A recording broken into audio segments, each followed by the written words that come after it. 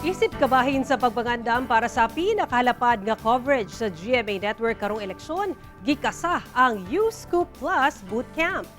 Kapin gatos ka estudyante gikan sa managlahing universidad o kolehiyo, laki pa mga may tambong sa online video conferencing ang misalmot.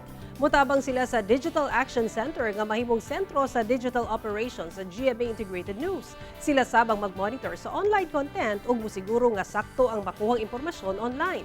Dungan ini gitudluan sab sila sa GMA Integrated News social media team kung paunsa mangita og balita, mag-fact check ug paunsa kini mabalita sa katawhan.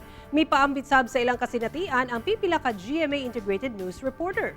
Sumala ni Senior Vice President and Head of GMA Integrated News, Regional TV and Synergy Oliver Victor B. Amoroso, dili sa iyon ang mahimong trabaho sa student volunteers kay kini alang sa kaugmaon sa nasod. I'll be honest with you guys, no?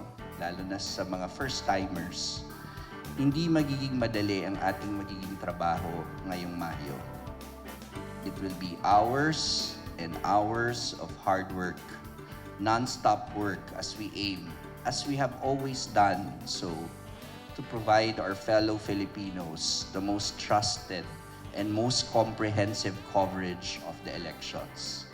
After all, palagi natin itong naririnig din, ang kinabukasan ng ating bayan, ang kinabukasan nyo ang nakataya dito.